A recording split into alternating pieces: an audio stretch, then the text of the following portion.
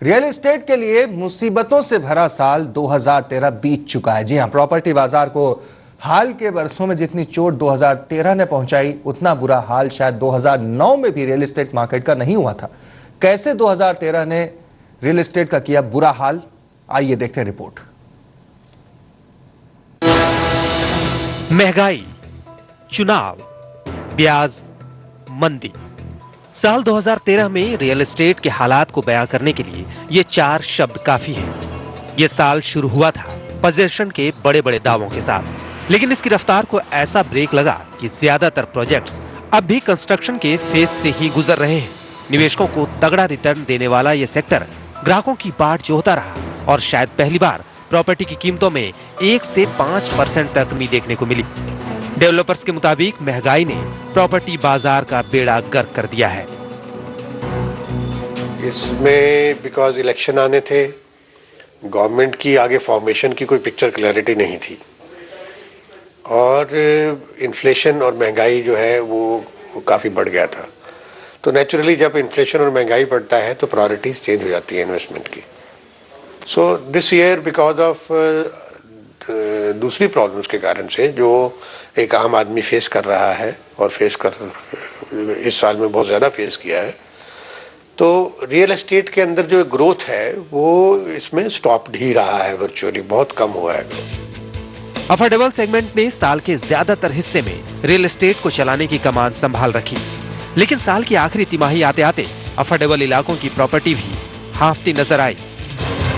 Comparatively ऐसा बहुत कोई खराब नहीं रहा, रीजनेबली गुड रहा, पर अप्रैल ऑनवर्ड्स या आप मान के चल सकते हैं गुड़गांव में या नोएडा वाली बेल्ट में गुड़गांव ऑनवर्ड्स, अप्रैल ऑनवर्ड्स और उसके बाद जो भिवाड़ी वाली बेल्ट है, एनसीआर बेल्ट है, यहाँ पे सितंबर के बाद से कुछ इफेक्ट आने शुरू हुए हैं। ये साल ग्राहकों के लिहाज से बेहतरीन रहा क्योंकि उन्हें प्रॉपर्टी का मोल भाव करने और उन्हें ढूंढने के लिए अच्छा खासा वक्त मिला।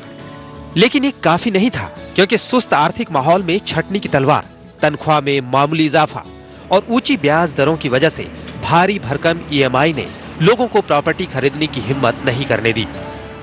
देखिए, रियल एस्टेट के लिए 2013 बहुत अच्छा तो नहीं था, बिल्कुल सही। कारण ये है कि monetary policies, land acquisition, regulatory bills plus जो पॉलिटिकल अनसर्टेनिटी है, ये सारी चीज़ें जो है रियल एस्टेट सेक्टर में जो इन्वेस्टर हैं, बायर्स हैं, उनके सेंटिमेंट को प्रभावित करता है।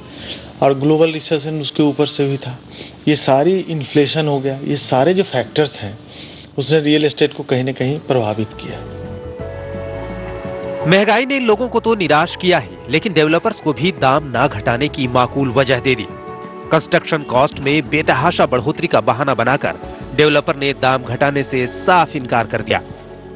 2013 ठीक रहा, पर हम ये नहीं बोलेंगे कि बहुत अच्छा रहा बिकॉज ऑफ वेरियस रीजंस। कुछ एसेंशियल कमोडिटीज़ की में प्राइसेस बहुत ज़्यादा रहे, जिस वजह से पूरी ओवरऑल इकोनॉमी को काफ़ी उससे इम्पैक्ट हुआ। इलेक्शंस का भी दौर था, तो इलेक्शंस में भी people were slightly reluctant in they were waiting कि हाँ जी हम एक बार रिजल्ट्स आए तो उसके बाद हम अपने डिसीजंस लें। तो ठीक रहा, ओवरऑल ठीक रहा, बट वी शुड नॉट से it was very good. Tax के मोर्चे पर जरूर 2013 राहत का पैगाम लेकर आया। इस साल ईएमआई के भुगतान पर ब्याज पर मिलने वाली रिबेट को शर्तों के साथ 1.5 से बढ़ाकर 2.5 लाख कर दिया गया। 2013 टैक्स पेयर्स के लिए तो बहुत ज़्यादा अच्छा नहीं रहा। सिर्फ एक छोटी सी रेवड़ी सरकार ने दी टैक्स पेयर्स को, जो कि 25 लाख के होम लोन पर अगर 40 लाख का मकान है तो जो होम लोन इंटरेस्ट 1.5 लाख की रिबेट मिलती है वो 2.5 लाख, 1 लाख एडिशनल रिबेट उनको दी गई। तमाम बुरी खबरों के बावजूद 2013 में सरकार ने कुछ ऐसे मुद्दों पर पहल की है जिनका आगे चलकर खरीदारों को फायदा मिलना तय है। जमीन अधिग्रहण बिल और रियल एस्टेट रेगुलेटर बिल को लाकर इस सेक्टर में पारदर्शिता को बढ़ाने का काम किया गया है। उम्मीद है कि ये कुछ ऐसे कदम हैं जो ग्राहकों के साथ होने वाली धोखाधड़ी पर रोक लगाएंगे। आदित्य किराना, दिल्ली आज तक।